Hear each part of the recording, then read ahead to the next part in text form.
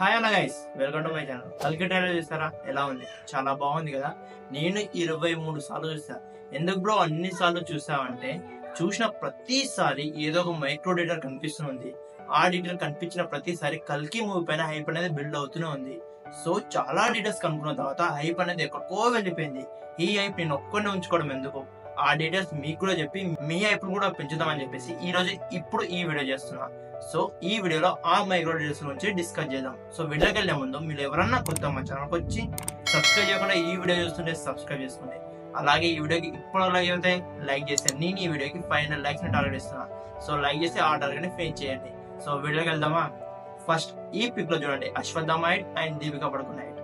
And ఈ pick లో చూడండి ప్రభాస్ హైట్, అశ్వత్థామ హైట్. ఎందుకని మిగతా వాళ్ళతో పోలిస్తే అశ్వత్థామ అంత హైట్ ఉన్నాడంటే, అశ్వత్థామ ఇప్పటి వ్యక్తి కాదు, దాపర యుగానికి సంబంధించిన. దాపర యుగంలో మనుషులందరూ 9 నుంచి 12 ఫీట్స్ మధ్యలో ఉంటుండే.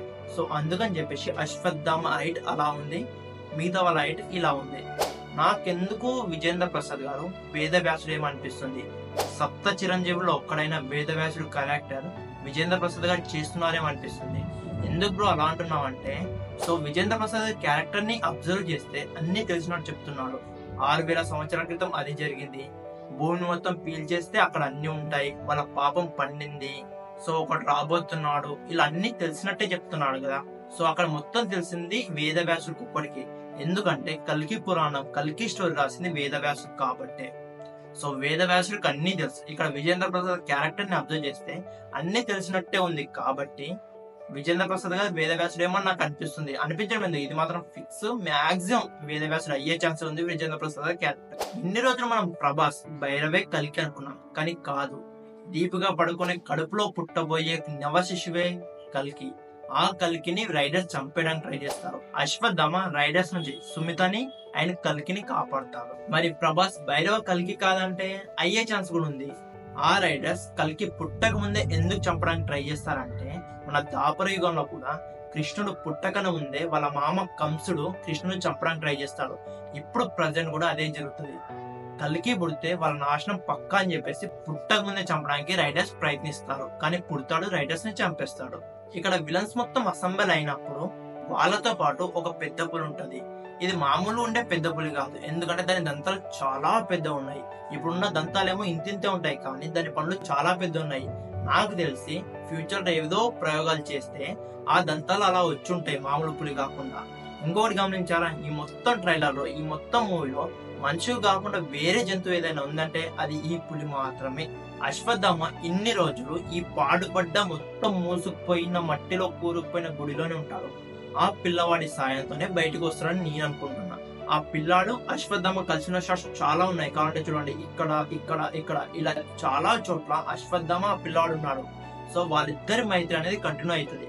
ఆ పిల్లాడు ఎవడో కాదు, మన బుజ్జి అండ్ భైరవ సిరీస్ లో ఒకడు హాలోగ్రామ్ పెట్టుకొని ఉంటాడు చూడు, ఆ పిల్లాడే ఈ పిల్లాడు. ఇక్కడ ప్రభాస్ ట్రిపుల్ యాక్షన్ గా ఉన్నాడు కదా, అది ఎలా పాసిబుల్ అంటే, బుజ్జి అండ్ భైరవ సిరీస్ లో ఆ బుడ్డోడ్ నుంచి హాలోగ్రామ్ ని లాగేస్తారు కదా, ఆ హాలోగ్రామ్ సాయంతో ఆ బుడ్డోడే అన్ని రకాలుగా అన్ని మారువేషాలు అన్ని యాక్షన్స్ చేస్తుంటే, అన్ని డ్యూయర్లు చేస్తుంటే, ప్రభాస్ దగ్గర హాలోగ్రామ్ ఉంటే చేయడా ట్రిపుల్ యాక్షన్ చేస్తారు.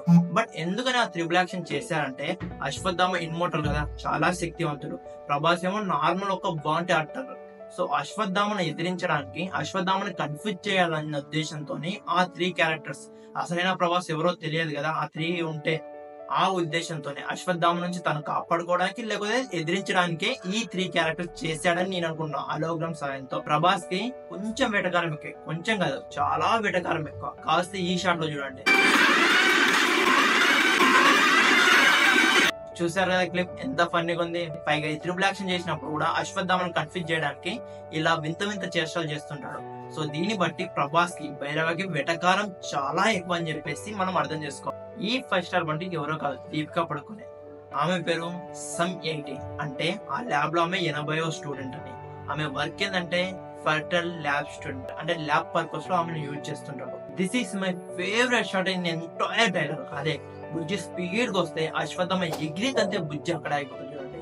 దీన్ని బట్టి మనం అశ్వత్థామ ఎంత పవర్ఫుల్ గా చూపించారు, ఎంత స్పీడ్ వస్తున్న దాన్ని కూడా ఎగిరితంతే అక్కడే అయిపోతుంది. ఈ షాట్ లో కనిపిస్తుంది శంబల సిటీ. శంబల సిటీలో మొత్తం అందరు మంచి వాళ్ళు ఉంటారు. ఆ సిటీ ముందున్నది రెబల్స్, వాళ్ళకి ఎదురుగా ఉంది రైడర్స్. వాళ్ళిద్దరికి మధ్య యుద్ధం జరుగుతుంది. ఎందుకు యుద్ధం జరుగుతుంది అంటే అశ్వత్థామ ఆ సుమతిని తీసుకొచ్చి ఈ శంబల సిటీలోనే పెడతారు. ఈ సుమతి కోసం వచ్చిన రైడర్స్ కి ఎదురుగా రైబల్స్ నిలబడి వాళ్ళిద్దరు యుద్ధం చేసుకుంటారు. అంటే ఆ ఒక్కని కాపాడడానికి ఒక పెద్ద యుద్ధమే జరుగుతుంది. చాలా మంది చనిపోతారు. అందుకని తర్వాత డైలాగ్ కూడా ఉంటుంది కదా, finally main villain of the cinematic universe Kamal Haasan గారు అసలు రఫ్ ఆడించారు. ఆ లుక్ చూడగానే నాకు ఫస్ట్ గుర్తుకొచ్చింది అవెంజర్ మూవీలో Thanos. So that's the video guys. ఈ ట్రైలర్ లో నాకు కనిపించిన ఈ కొన్ని మైక్రో డీటెయిల్స్, ఇక్కడతో మైక్రో డీటెయిల్స్ అయిపోయాయంటే అయిపోలేవు. సో వీడియో లెంత్ అనేది చాలా ఎక్కువ అయిపోతుంది. అందుకని చెప్పేసి 2 parts గా చేద్దామని చెప్పేసి ఇక్కడతో ఆపేస్తా. సో ఈ వీడియోకి బాగా రీచ్ వస్తే సెకండ్ పార్ట్ ఖచ్చితంగా చేస్తా. సో మీకు సెకండ్ పార్ట్ కావాలంటే పార్ట్ 2 అని చెప్పేసి కామెంట్ చేసేయండి. మీరు కామెంట్ చేస్తే పార్ట్ 2 ఖచ్చితంగా చేస్తా. So that's the video guys. ఈ వీడియో మీకు ఎలా అనిపించింది కామెంట్ చేసి చెప్పండి. అలాగే ఈ వీడియో కనుక నచ్చితే ఈ వీడియోకి లైక్ చేసి ఇలాంటి మంచి మంచి వీడియోస్ కోసం మన ఛానల్ సబ్స్క్రైబ్ చేసుకోండి. మళ్ళీ వీడియోలో మళ్ళీ కలుద్దాం. అందరికీ